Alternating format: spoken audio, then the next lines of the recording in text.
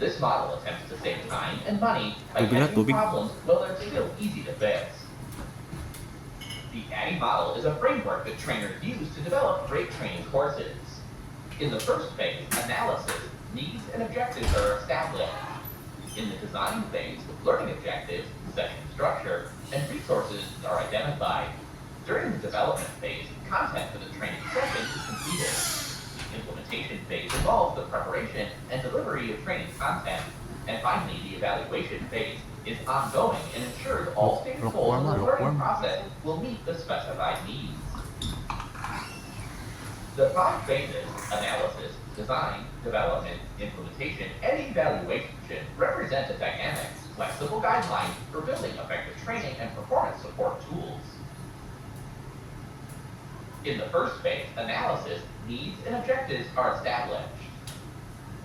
Analysis is the data gathering element of instructional design. Here, instructional designers assemble all information they can possibly gather about the project before they consider anything else.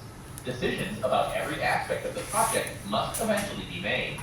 The information that instructional designers gather at this stage will be put to use throughout the system, so it's necessary that they have every scrap of data to ensure they design a successful training experience. Below are some of the questions that are addressed during the analysis phase.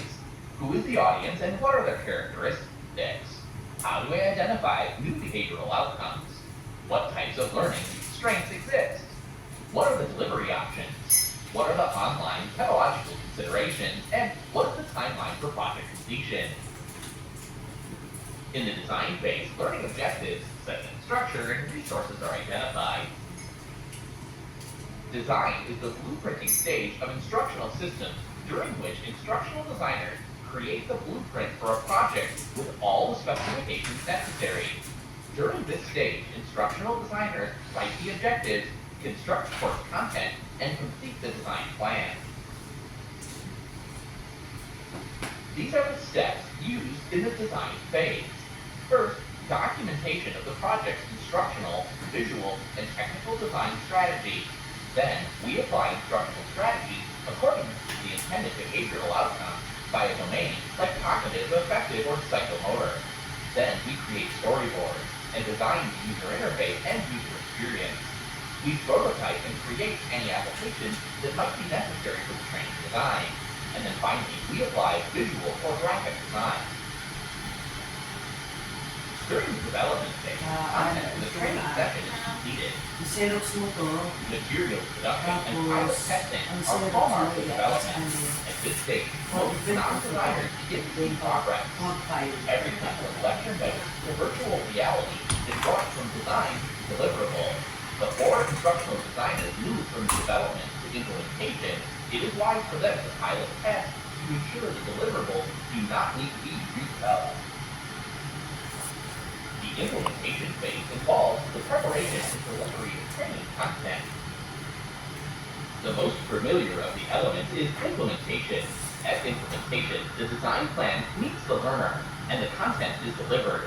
The evaluation process that most designers and learners are familiar with takes place in this element.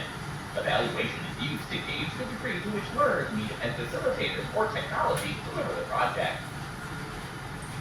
The evaluation phase is ongoing and ensures all students formative evaluation is present in each stage of the Addie process.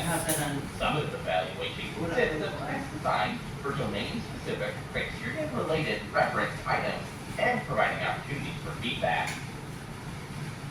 Evaluation doesn't deserve to be listed last in the Addie model because it takes place in every element and surrounds the instructional design process.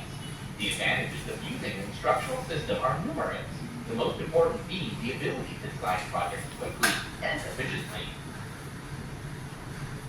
The Addie model is best put to use as soon as someone in an organization thinks that there's a need for